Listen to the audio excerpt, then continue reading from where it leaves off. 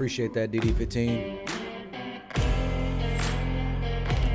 Guys, we're about to go live.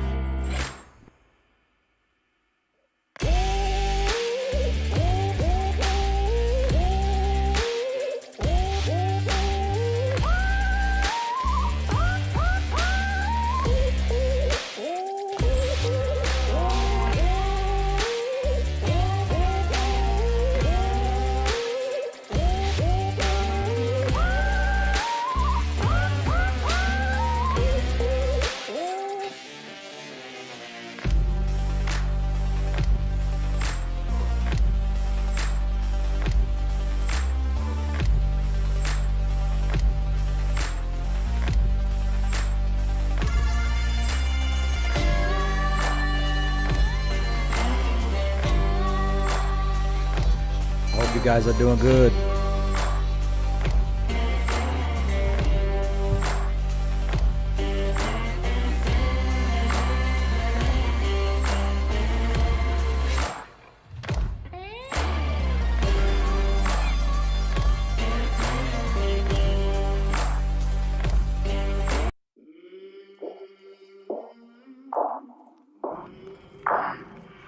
I came from the mud, there's dirt on my hands. Strong like a tree, there's roots where I stand. Oh, I've been running from the law. Hey, what's up, guys? How you guys doing? Of course, this is Adam with TAT Express. Hope you guys are doing well today. We're getting some rain out here in Texas, so let me know where you guys are viewing from. I appreciate you guys all jumping on. Hope you liked the last video we released about the EGR delete. We went ahead and released that a little bit early. I know we were kind of behind on getting some items out to you guys, some new content out to you guys. So we're really excited about that. I'm glad you guys liked that video. That truck right there, you know, we didn't do any of the modifications here at this shop, so I just wanted to clarify that. None of the modifications were done here. We have serviced that truck. We were doing turbos. We have done a turbo on it, but yeah, man, that truck just failed, man. It was if you guys haven't checked the video out, make sure to check the video out.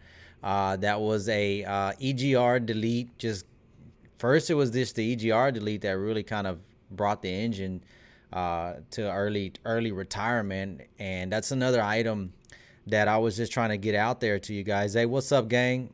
What's up, Laredo? OG Laredo, AT Trains. I'm glad you guys are joining us. Transport, appreciate the support. If you guys got any questions, I know you guys have been hitting us up. AT Trains, thanks you. I know you guys have been hitting us up on some of the viewers have been sending us questions. I'm trying to get those questions going to our email so we could, make sure to put stars on it. Try to follow up a little bit easier. We're trying to get to all your questions. There's some good questions out there. So if I am delaying on getting back to you guys, I apologize for that. So back to the delete. Back to that delete. Thanks for watching out there in Tucson, Arizona. Hopefully the weather's fine out there. So back to that EGR delete, the customer had been first complaining about having low power, and this is it was a little bit of a time after his delete. Now, I'm glad that this, video was being able to, or this video came out, because I wanted to also bring that up about DD15s as well. I see this as well. I see DD15s they end up getting deletes done, and over time the engine starts losing power through a cylinder. First, usually it's going to be low compression from either a cylinder just getting scratched, usually from over fueling, or something going on with the after treatment system. There's still restriction, because there are some times that they're not. I don't want to get too much into details on how they're eliminating. Basically, I just want to get to letting you guys know that these deletions can harm your engine, especially if you're doing these guys just doing these cheap deletes. So this guy, the customer on the video that we just released, was having issues with low power. Okay, so that was his first issue. Then he started losing coolant. When he started losing coolant, and that's really what I was bringing up in the video, is don't keep adding coolant if you don't see where it's going. If you don't see where that coolant is leaking out, if it's not externally or anything like that, that's an indication that something could be happening internally, guys. So make sure to keep that in mind if you own a truck and you're losing coolant and you don't see where it's going. I got a question here. 2010 Peterbilt 387 ISX Cummins has a rear main engine from Cummins, a reman engine from Cummins, 100,000 miles on it. It starts really rough and stays rough and putting about 30 seconds after you turn the ignition off. That sounds could be what if it's a 387 ISX Cummins. What type Cummins is that? Did they put the same? Sorry about that, guys. Did they put the same for 2000? If it would be a 2010 model. Sorry, I had a camera act up on me right now. So that particular engine, if you're having a key off and you're having issues with it not with it staying on, then that's gonna be, if it's an ISX, the one with the fuel rail, not fuel rail, but the fuel module system, then that's gonna either be an electrical issue, if they did a whole engine swap, or if it was something that was in-framed in the truck. There are some times where the mechanics are going to be, they're going to be all the way in that engine, and then when that happens and they're all the way in this engine, there are cases where some cables could be either moved around, or so that sounds like an electrical issue. If you have you got it checked out, if you can come by here, we'll be more than happy to help you. That's usually going to throw a code as well. So I appreciate that question, guys. If you got any other questions, holler at us. If you're in the area, if you're in the Dallas, Texas area, come by. We'll give you guys free DOT inspections. I'm sorry, free digital inspections with any services. So come holler at us. Back to the deletes, guys. Be careful with those deletes. Make sure. I can't suggest anybody get any kind of deletes done, just because I've seen a lot of engines lose their longevity because of it. Hello from Los Angeles, California. What do you think about the new CARB law requiring the steep change over the zero emissions Class 8 truck starting? This is an ongoing battle. It's an ongoing battle. This is an issue that's been going on for 2000, and I would say 2004 is really when they started tackling, or 2003. Don't quote me exactly on when it started, but it's not very healthy for the engine. Everybody knows that. Emission systems is what's killing the system, and I know that it's very tempting to eliminate these systems, and you just got to think about the longevity of the engine. Only thing that I could suggest is that we follow the maintenance procedures. If you do have one, make sure you're following the maintenance procedures, and most of the time you're going to be in good condition. If you do a lot of high idling and guys are getting the idling disabled or the idle shut off disabled, that is not going to help out. And for the long run, it will help you out, for that time period. But these engines are, as the reviewer just mentioned, they're getting a lot more stricter to cut down on the emissions. And whether we agree with it or not, this is the engines that we're having to work with.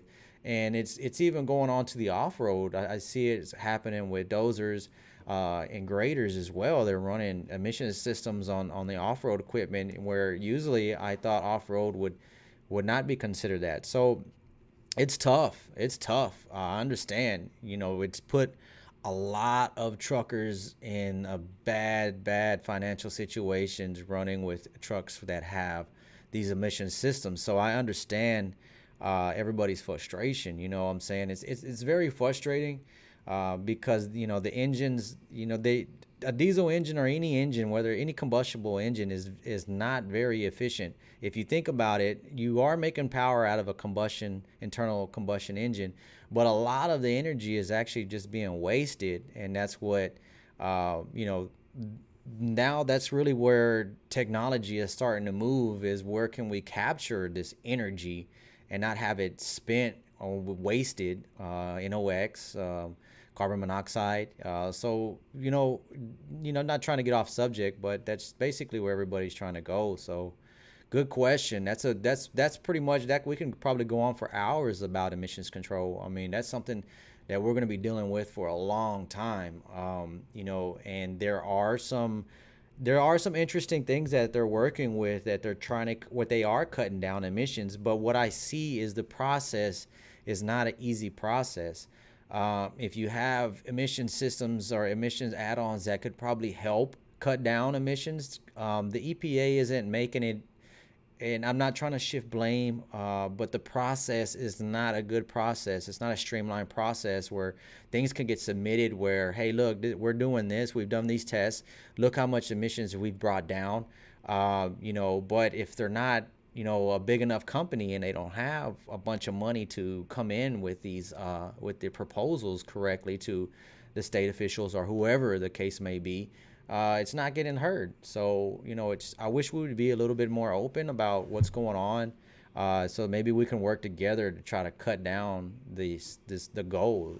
So I don't want to get off subject too much, guys, and I'm hitting this camera button because we're running something different now, and I just want to make sure the camera doesn't shut off on me again like it did a while ago.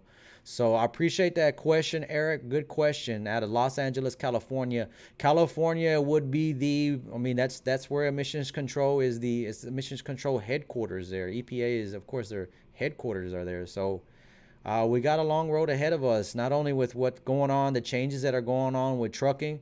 I know we want to talk. I like talking about repairs, but I'm interested in the industry and where the industry is going.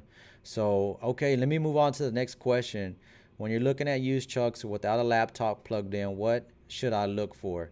Okay, so used trucks. This is a good subject that gets brought up probably every video, which is good. I like this.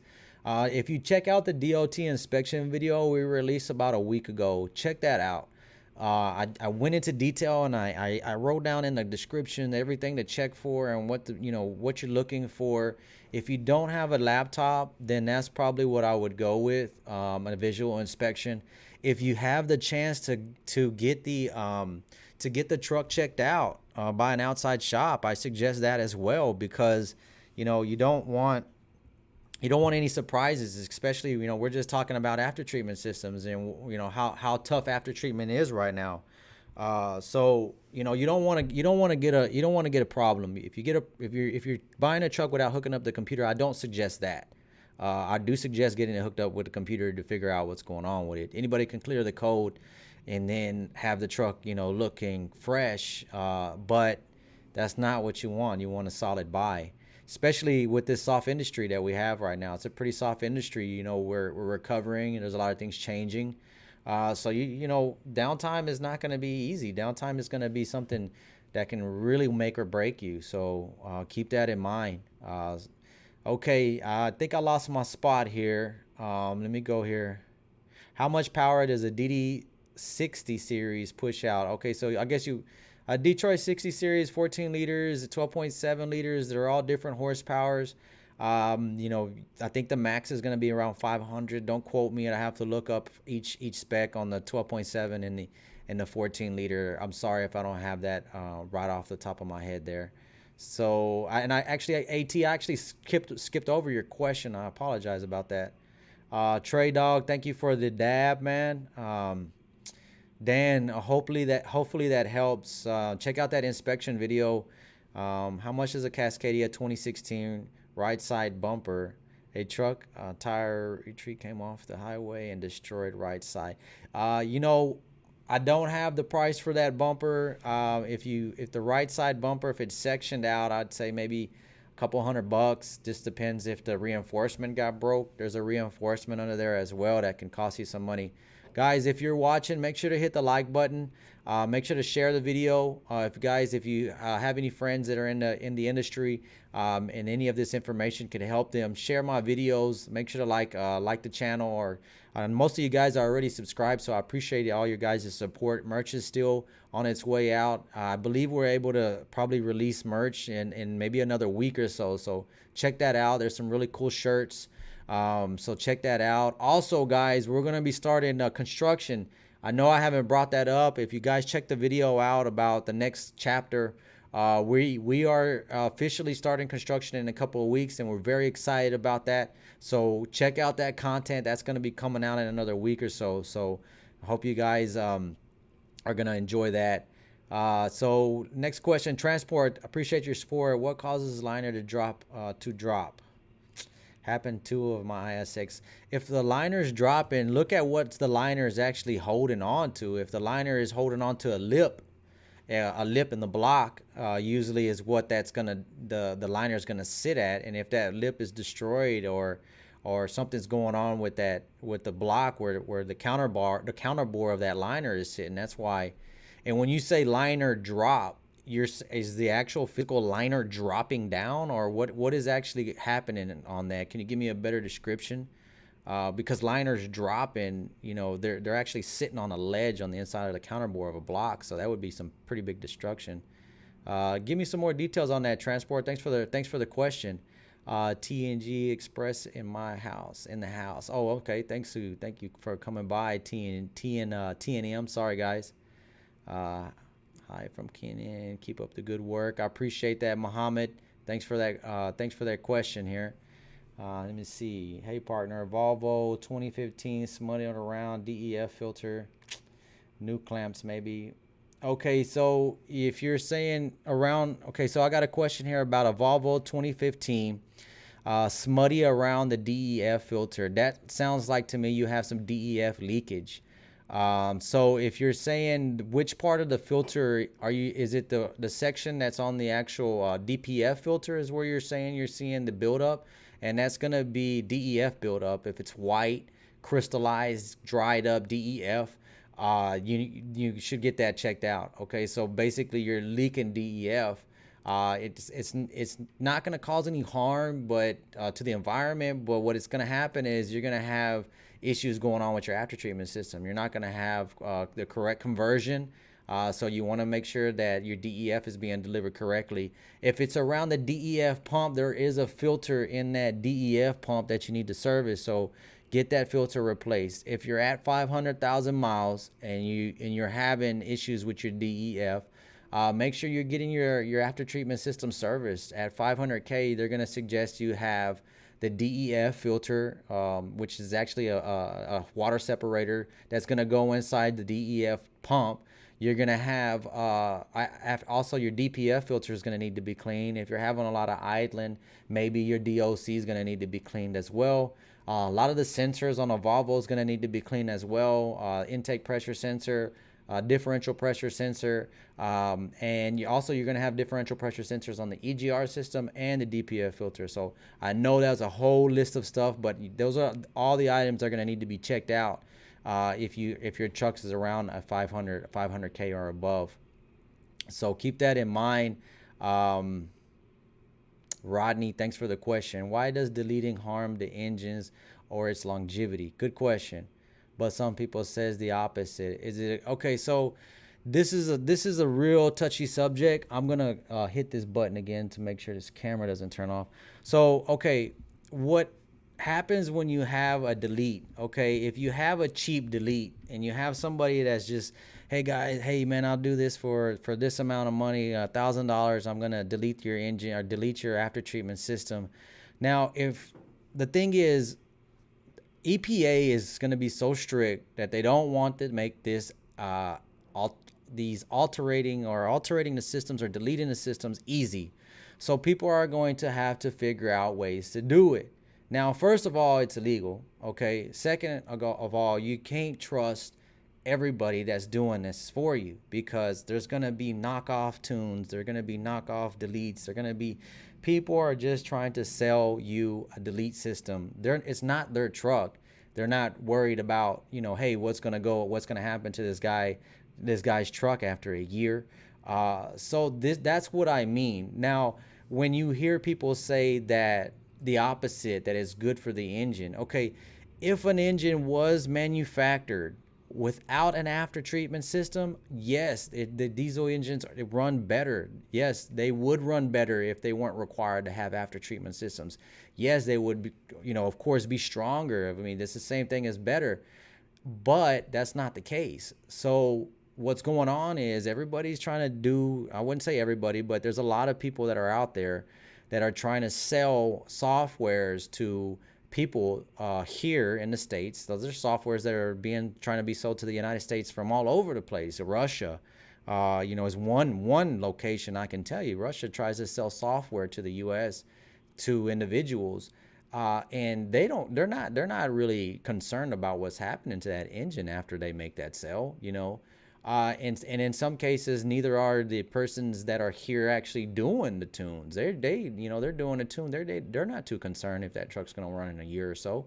So that's what I mean about tunes, cheap tunes. Tunes are going to get you, especially with these bigger trucks, they can cause issues. So I just kind of want to keep that in mind. So thanks for the question. That's a really good question. I know I'm talking about after treatment systems, and I'm telling you guys, don't delete them. And you're hearing that, hey, you know what? It's messing up the engines. This is what we have. This is what we're having to work with right now. And I don't want you guys to get a cheap tune that's going to damage your engine. And I'm only going to give you these advices that I'm actually seeing in the shop. We see engines come in the shop. We see DD15s with bad tunes come into the shop after a year, and it's the same report that I hear. Hey, I got low power. Hey, I got compression in my cooling system. What's going on? What do you think's happening? And I mean, right away in my mind, when I'm hearing these reports and these complaints, I'm in my mind right away, hey, this truck's probably been deleted. And I don't criticize anybody for doing it. Everyone's trying to get past this after treatment system. I had a guy that had a one box that he had to replace, and then, it's $10,000. It's a lot of money. And nobody, it's tough to deal with that. But at the same time, I'm just trying to let you know what we guys experience here. I see engines come in here with deletes. I see Cummins, all brand of engines that come in here, and usually it's a cheap delete. Usually it's a delete that somebody was promised that it was going to be, and a lot of times they're happy about the delete, and I understand because they think they don't have the after treatment problem, but you're risking the fact that look what possibly is going to happen. You're going to lose an engine. When you lose an engine, these engines are expected to be over 1,000,000 miles. If you're running hard, you're probably doing over averaging 100,000 miles a year. So you think about that, 1,000,000 miles is 10 years. That's a long time for an engine to be able to be operational. That's a long time. So whenever you do a delete after 500K, 600K, usually what happens, not only do these deletes happen, is that most of the time they're doing power adders as well by dumping more fuel into the system. When you're dumping more fuel into the system, what ends up happening is you're building more carbon.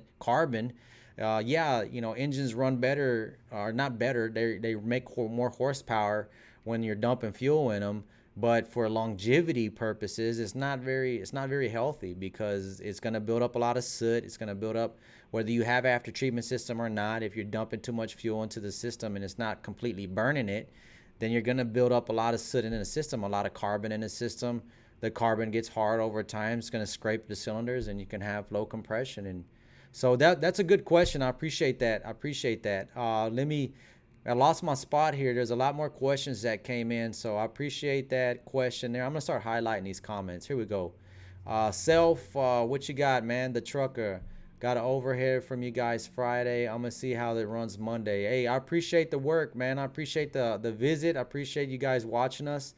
I wasn't here last week. I think I was gone a couple days, so I'm sorry that I miss you, but thanks for coming by. I'm going to follow up with you next week as well. I appreciate your service. We got Peter on the line, or Peter's comment here. Do you know what the torque is on the 2013 55 injector cups? If you're doing the cups, I don't know that off the top of my head. If you make sure you're using the right tools, make sure you're following the steps. On the DD15, those are the screw-in cups. I don't want to guess at it, man, but I don't think it's much, man. Make sure you're following the instructions. If you don't have access to a manual and you're doing those type of jobs, man, be very careful. There's a lot. I mean, I've had manuals since EPA systems started. I've had manuals. I spent actually I got some more better background back here. Instead of having the refrigerator back here, we actually moved the bookshelf over here. So get to your manual, man. Make sure you follow your manual. Um, on those particular jobs too, especially if you're working with internal engine components like that on DD15s, the tolerance is very low. Rocker box housings are made out of aluminum, so it's not going to take a lot of torque. And make sure you have a 3/8 torque wrench. Don't use a big half-inch torque wrench. You want a smaller torque wrench for those top items on the DD15. So, hey, how you doing? Thanks for the message there. Hey, Adam. Are closed shoulder, dry tires, or open shoulder? Any suggestions? Honestly, I haven't seen. Mostly highway tires are going to be closed shoulder. Open shoulder are more like off road. So hopefully that helps. What's the case of an oil leak under the oil pan on a DD15? Also hitting 5500K. I am seeing oil pressure drop under 40 psi's. Okay, so if what I suggest, okay, so the DD15s are going to have low oil pressure. If you haven't had the O-rings on the pickup tubes replaced, that's something that you need to consider. 40 psi is still okay. Under 40 psi, if you haven't got an alarm yet, that usually means that your oil pressure is still okay. What I would suggest first, I'm not sure how long you've owned a truck, but do a oil sample. Say for instance, you're about to come close to your oil change interval. Let me make sure I hit this button again. Make sure, okay, so you're getting close to your oil change interval. Go ahead and do a oil sample on that. And I'm not going to try to pronounce your name, but go ahead and do that. See what you have in there. Make sure you don't have any aluminum or any other metals in there, because what I have seen is, especially if you're the one operating the truck and you notice you're having low oil pressure and you notice it's a gradual change after a few months or maybe a year, and it's not like a very quick drop. Usually a quick drop or a quick loss, it could be most of the time it's O-rings. I'm not gonna say could. Most of the time it's O-rings, but if it's a lower drop, a slower drop, then it could be something wearing.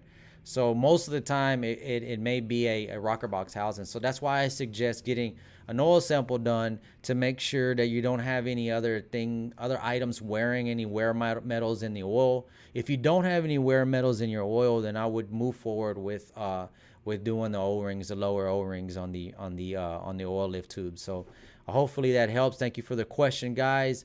Guys, if you're watching, make sure to hit the like button. We got 14 likes. We got 28 viewers. I appreciate you guys' support. Come on with the questions. Let me keep moving along so I can catch up to them all.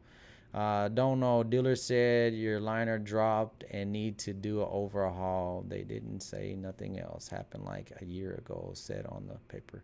Liner dropped. If it broke, if they're saying liner drop, okay, it's probably loose bolts. I'm already playing gasket. Better change O-rings too. Thanks for jumping on with that. Honestly, transport. With that liner dropping, I would definitely like to see what actually happened. To be able to see if they're saying that, if it's in a description, then more than likely that's what happened. So I'd like to see what they end up doing. Did they have to replace the block, or was it just replacing the liner only? So let me know. Was it leaking coolant inside the oil? What was the actual problem? Pretty interesting information. I appreciate the input.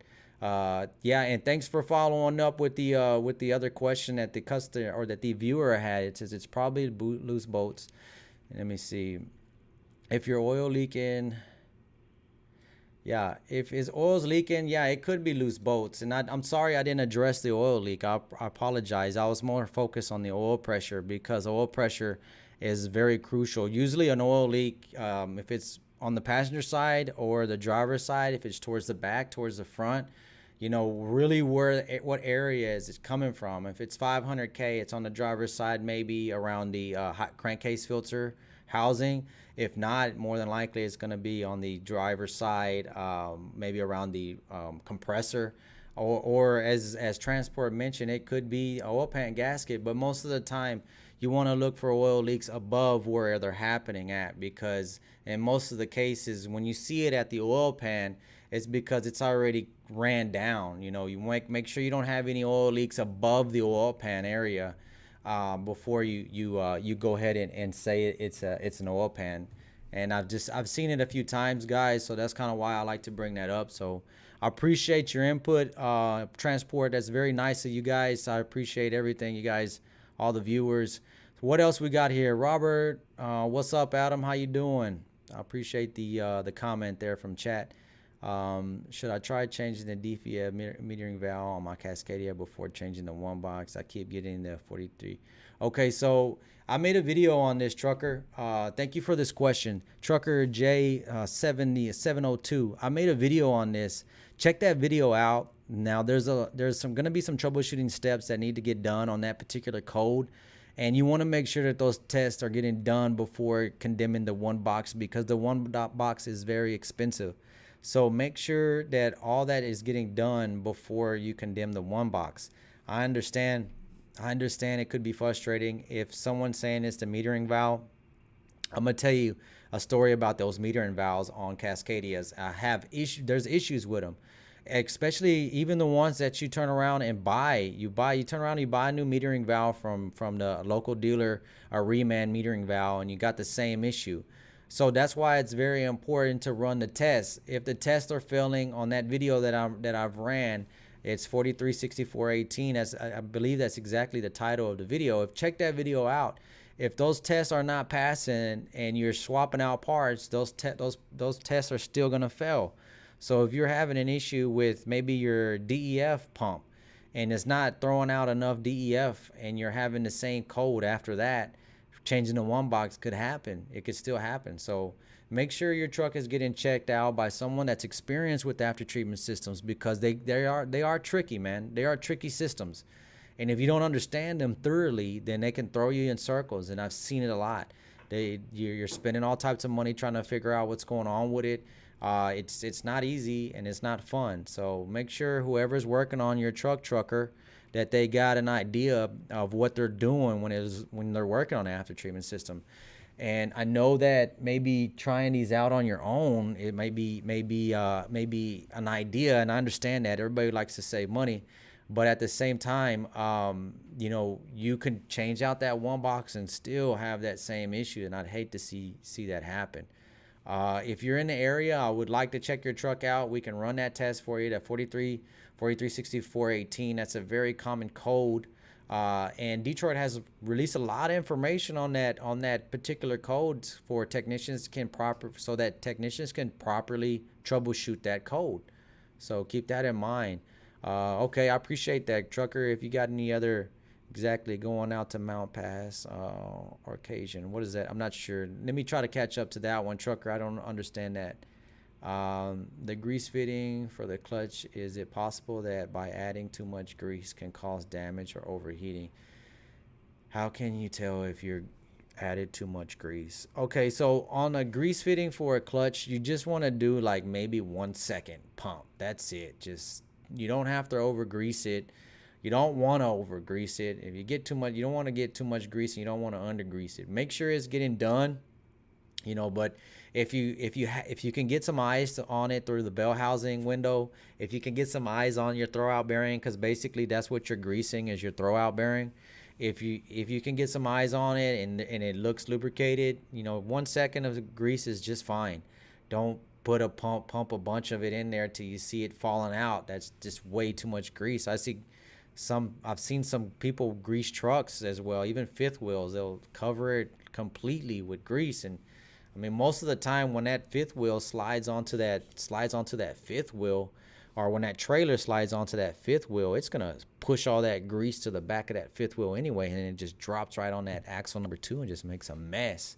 So just 1 second. Make sure that that's getting done. I've seen clutch replacements have, clutch failures get done because they're not getting greased. And I'm not trying to scare you like, hey, greasing your throwout bearing is gonna make your clutch last longer. No, just making sure it's getting greased at every PM once a month, or wherever your PM is done. Make sure it's getting done. Thank you for the question, Super. Appreciate that. Okay. Is it okay to turn the truck horsepower up on a Volvo 5? Okay, That goes back to the tunes that we talked about. You know, if somebody, if it's not factory settings that you're able to change the factory settings on the tune, then no, I wouldn't suggest doing that.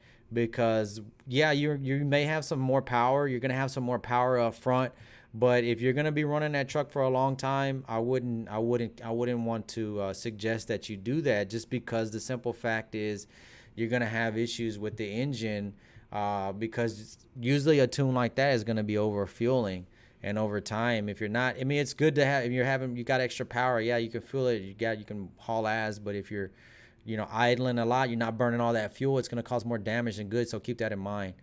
Taurus, thanks. Appreciate your salute, guy. I think we have the same headset. I think I remember seeing you on another comment. Appreciate that. Trucker J, yes, of course. Metering valve is like 400, way cheaper than the box. But who told you one box is bad? Watch this video about low NOx. Okay, he probably put transport. I appreciate you. Watch my video. Watch my video on that. I appreciate you, and I'm glad you brought up that metering valve, because that metering valve that I just talked about, that one right there is a reman metering valve. If you're gonna replace the metering valve, and I'm sorry, if you're gonna replace that metering valve, man, just bite the bullet and buy a brand new one. But be sure that that is your problem, because if you have any leaking lines, if you have air restriction on the pump, if you have EPA 10, not GAG 14 is going to be a different style pump. You have to go make sure you're checking all these items out. Make sure the delivery is actually not, it's actually under delivering. Make sure that the pressure is right at the metering valve. There's a pressure limiting valve on the EPA 10 models for the one box systems, that if you're not making enough air pressure to that metering valve, this is going to be EPA 10. Most metering valves are going to be electrical, with electrical pump. I'm sorry, I'm talking about GHE 14, so 2014s and above. So that metering valve, back to the metering valve, that metering valve, reman metering valve for $400, you can get a brand new one for a couple $100 more. And I would suggest you do that, because what's going to happen is, even if you're not doing the test, okay, if you're skipping the part, not going to the shop, and you're not doing the test, because that's how we were able to find out these rebuild metering valves are bad. You put a new metering valve on just out the box, reman metering valve back on the $400 metering valve. You put the metering valve on, you test it, and it still fails the pressure test, or it still fails the quantity control test. What's going on? Oh, you know what? It's a bad one. Swap it out. Swap it out. You put it on again. What is going on? It's still failing. You know what? Let's just get a new one. Get a new one, put it on, it passes, no issues. We even actually grabbed a new one off another truck just to see what was going on. It passes. Now, I understand, they're not able, most of the parts are going to be good reman, most of them. But in that case, that really kind of took us on a chasing our tail with that. It was kind of frustrating to have the supplier sell something like that that's still faulty. And I'm noticing it also with reman injectors as well. So keep that in mind with reman stuff. But good feedback, or good input. I appreciate that, trucker. You got some other guys here on the chat answering your questions as well. Guys, leave me something to do, please. Nah, I'm joking with you. That's a Cascadia for you. If you get the code coming up with the hill under heavy load or a lot of dry. Okay, so 43. Okay, we're all talking about Trucker Joe's code. Let's go back to Trucker Joe's code. 436418. I don't have the exact description right off the top of my head. Now you got me curious here. Let me double check something here. That video was released on May 28th. I'm gonna put the link here in the video so you can guys check it out. I appreciate you guys, man. I really appreciate you guys' support. Here we go. Let me put this here. Oh, it's not letting me put it there. Here, let me see if I can put it here. Let me see here. Boom. Let me see. Does that link show up there, guys? Does the link? Check that link out. Okay, so check that video out. That's going to be NOx conversion efficiency low. Yeah, okay. So thanks for all the input, guys. Thanks for all the input. I was just kind of got a little bit thrown off the because super here, was it super here? No, let me go back here. There's got to be a better way to keep organized with these. That was Amir. Okay, Marie, Amir, thanks for your feedback and that. So we're still talking about 436418. Amir shared that if that code is happening going up the hill under a heavy load, that is normal. Okay, I know he says it's not normal, but he says that's Cascadia for you. First of all, thanks for the input, guys. Thanks for the feedback on that. So that basically that code is NOx conversion efficiency low. Okay, so if you have issues with your delivery systems on your DEF or anything going on with your after treatment system for your DEF, and you're going up a hill, what's happening? You're making more horsepower. You're pulling up that hill. You're making more actual carbon monoxide NOx. You're making more carbon NOx to actually convert in the SCR system. And if it's not converting, what happens? You get the low NOx fault. So I'm glad you shared that, because you're gonna get these codes. You can get these codes in different conditions. At the same time, think about what's happening to the truck when you're getting these codes. Okay, if the code is there and it doesn't go away, then yeah, you need to get it checked out. Either way, if this code is coming out, check out that video that I put in the link. Make sure that test is getting done, especially at 500K, because you could be running around just under the quantity that's needed to pass and not be under a NOx conversion efficiency fault. So, but if you can get it checked out and you get it fixed, and that could be a headache that could be taken care of for you. So what I don't want you to do is just, be used to that. Be used to that fault and keep pushing the truck longer. And over time, what's going to end up happening is the repair can cost more than the repair could have cost if it was looked at earlier. So that's really what I was trying to get to, guys. So I really appreciate all this feedback, guys. All this input is very exciting. Here we go. Do you guys do DPF cleanings? If so, how much does it cost for a DD15? Yes, we do.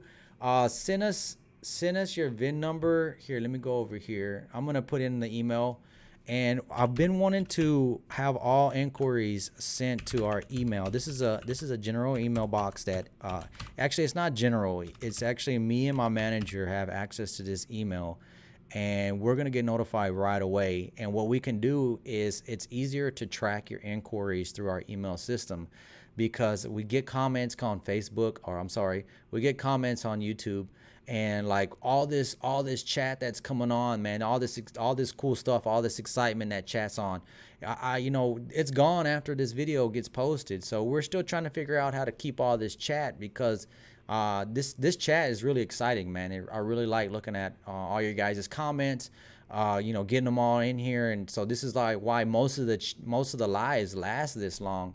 And I mean, I'm cool with it. I like it. So hey, send me that inquiry to my info at TAT Express Inc. With your VIN number. I'll be able to see what the price would be to get that one box clean for you.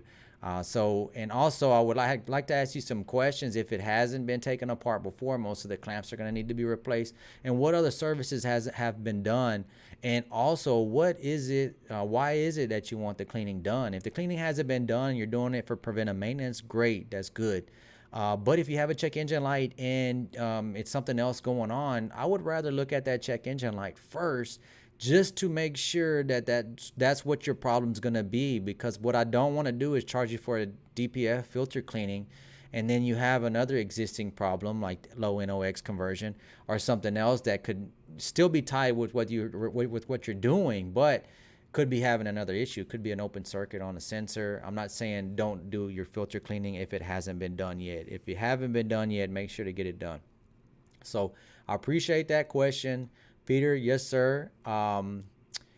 Can you replace the brakes in a normal car? We do not work on passenger vehicles or cars. I apologize about that. We're not set up for it.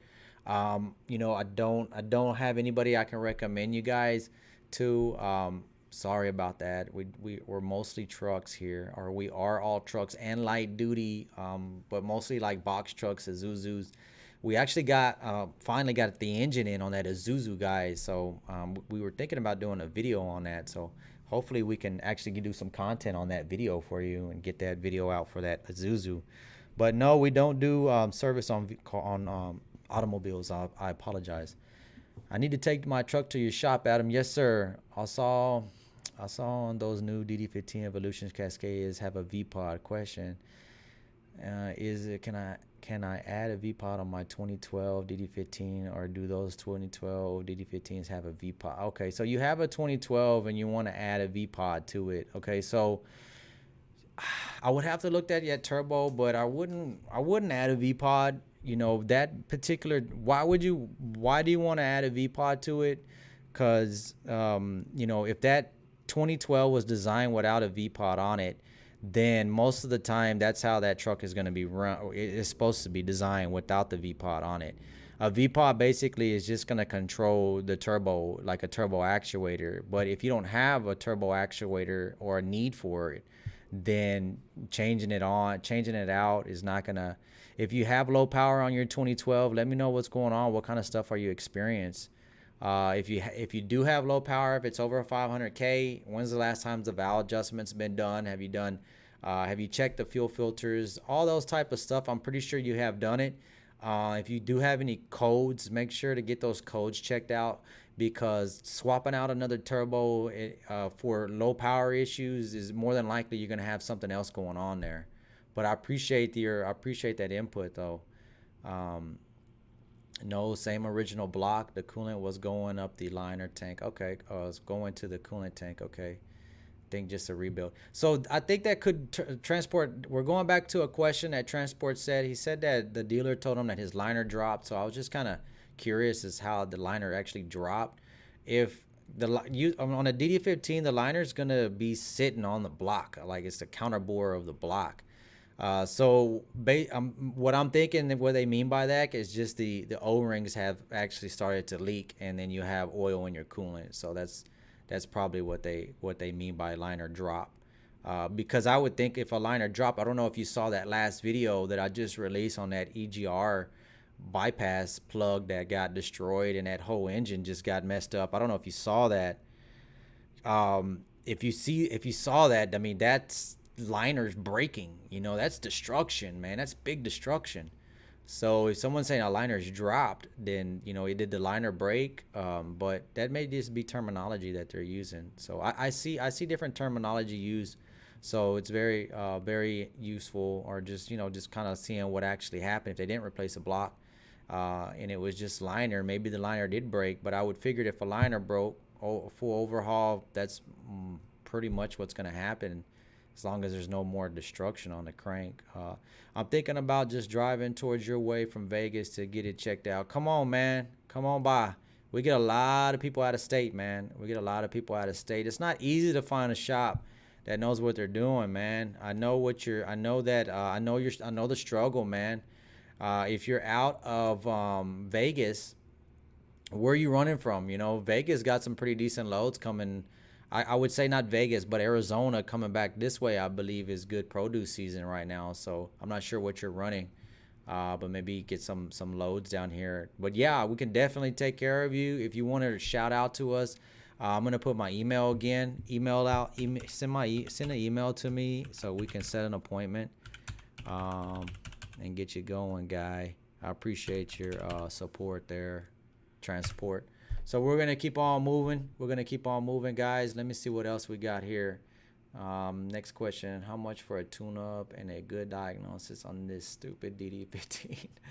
Oh, Robert, oh man, I'm sorry for your frustration, man. Bring it by, man. Bring it by. For an overhead tuning, you're looking about 450 for overhead adjustment. But if you can bring it by, let me look at it. Let's do some troubleshooting on why you're having low power. I want to hear your complaints. I want to hear what kind of complaints are you having? Are you just having low power on going up hills? Is it running good on flat ground? Have you had a delete done? Let me know. I need to know some history on this DD15, because you shouldn't be having that much. It shouldn't be that bad on you, man. It should be a pretty decent truck. Trucker, I can't wait to come till you come by, man. Send me an email on when you're gonna come by, or give us a call, man. Let me put my phone number here too, man. Call us here at the shop, 972-225-3017, Monday through Friday. Me or Cisco can help you out. Francisco's a very, very helpful person. He can get you done, get you in, get you out. I don't think you would want anybody else to take care of you. So Bobby Wright, let me see. What is an auto level function on the DD15? Auto eval. I'm not getting this question here. Auto elevate function. Are we talking about suspension? If we're talking about suspension, that's probably going to be a leveling valve. Or I have seen the newer Cascadias coming with ABS systems that are having that actually help with driver stability. So I wonder if that's what you're talking about, Bobby. Let me see if he add me more. Okay, sorry, I can't see if you said. Give me some more information on that. Give me some more information on that, Bobby. If your auto elevate function, if you're talking about suspension, let me know.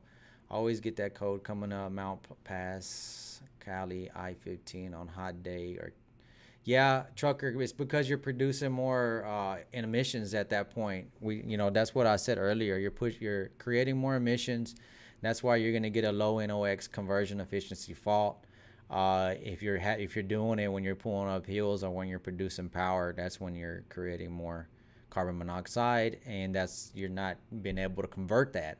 So it could be a cleaning, something as easy as a cleaning, or making sure that DEF system is making enough to the one box system, or it could be buildup as well. There's could be a few items. That's why I say check out that video.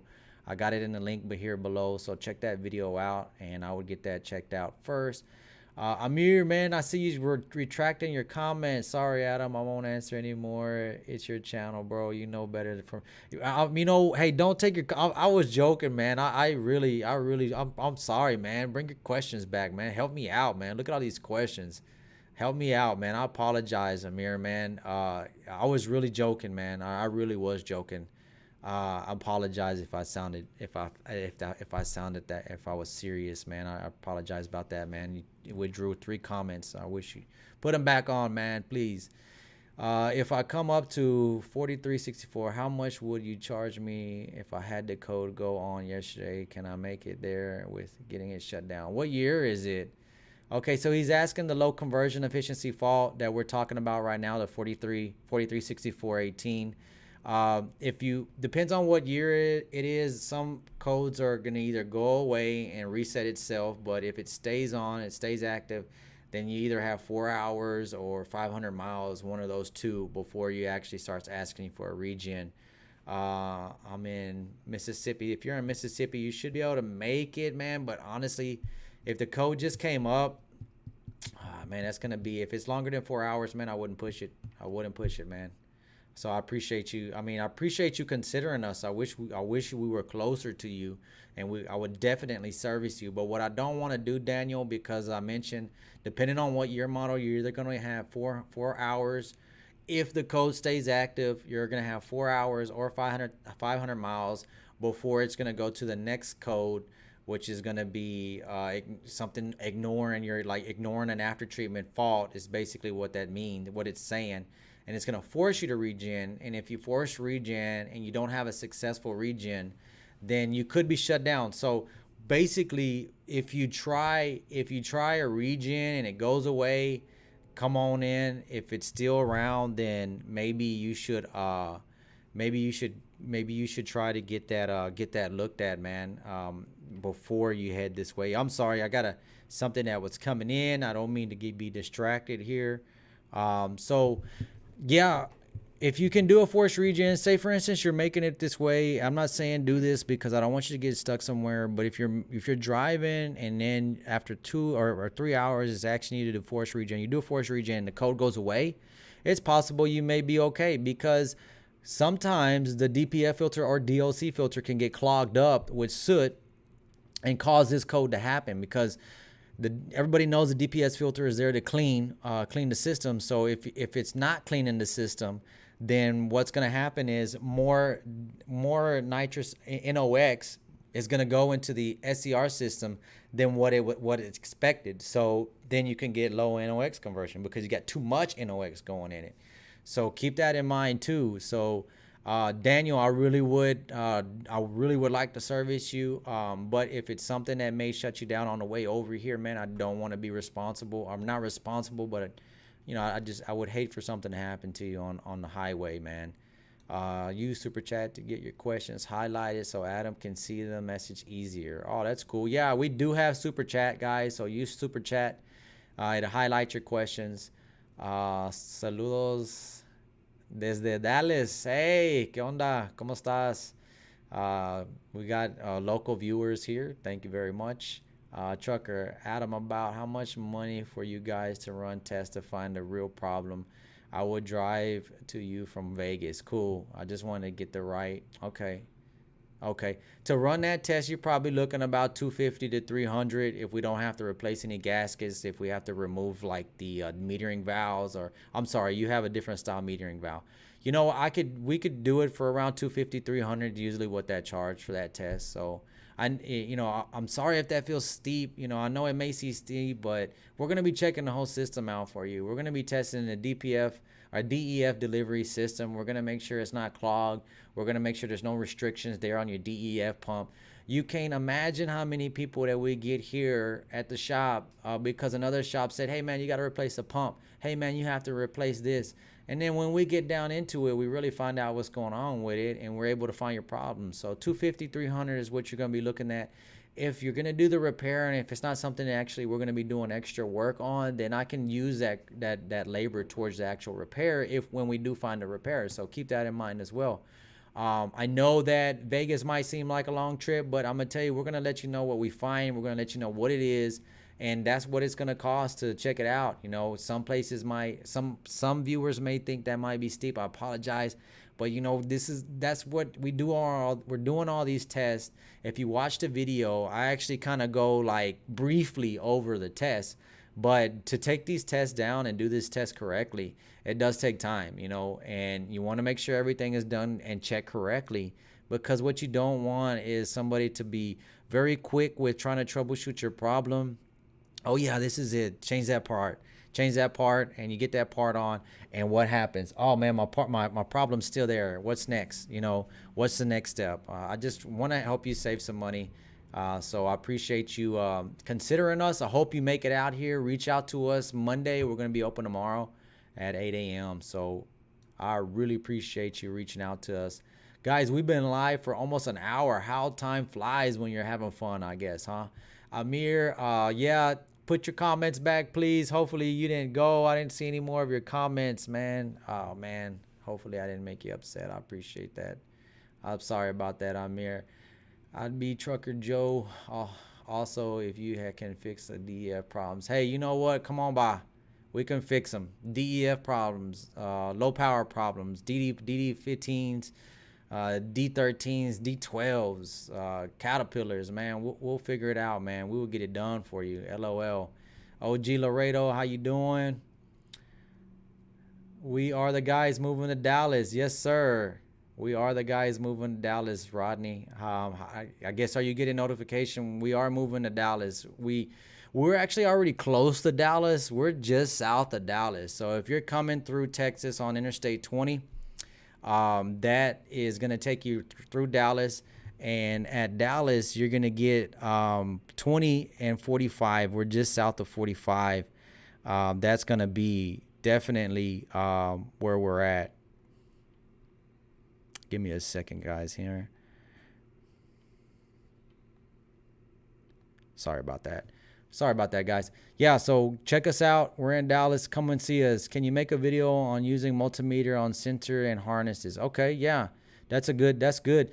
Multimeters are going to be very useful when you're testing those after treatment systems, especially.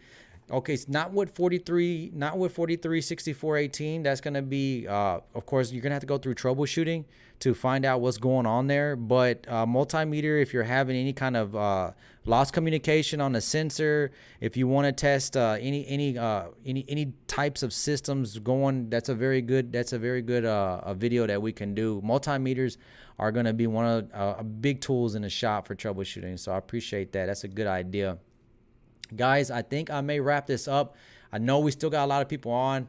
I'm trying to get caught up with everybody. I had a 2018 Freightliner washer pump staying on, turned on, and same Sam cab. That's what I was about to say. Sam cab took a while to diagnose, but changed to Sam cab, and reflash works great. Yep.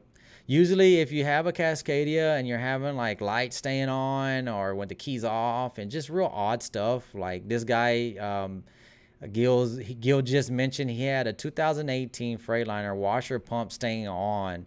It turned out to be the SAM cab. That's exactly what I was gonna say. Those SAM cabs, they're basically just the main module that's running all these accessories and tying all this in together, and they're all communicating together. So if you have issues, then you are gonna have that possibly could be the SAM cab. So no power up hills, Robert. That's gonna be definitely low power issues. We can do a compression test. I don't know if you saw the last video we did. It was probably a few weeks ago. It was about compression tests. We did a compression test on a DD15, and that compression test would show us if you do actually have low compression. If you do have low compression, then we need to troubleshoot why you have low compression. So Robert, if you can make it out here, if you guys can make it out here to Dallas, for your services, it would be much appreciated. You guys watch our channel, you know that we run into a lot of these problems. We see them all the time. We're dealing with a lot of different problems from these trucks. So guys, bring it in. We're the right shop. We'll figure it out. We'll get it done for you. Guys, I'm gonna end the live. We're already been on for an hour. I appreciate everybody's support. Thanks for watching. We got some more good content coming out to you guys. As I mentioned, construction's coming, starting in about a week. So check out the videos we're gonna be releasing on construction. We're super excited about that.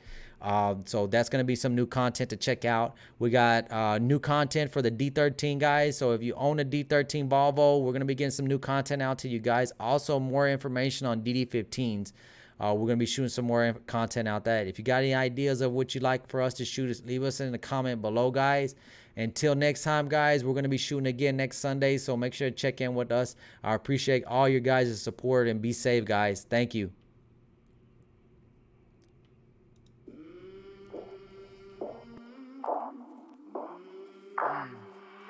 I came from the mud.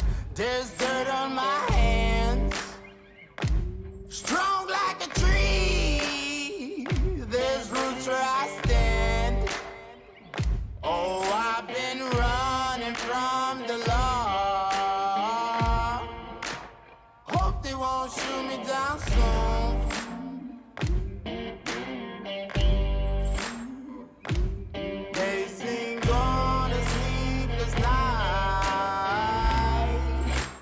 Try to catch me howling at the moon.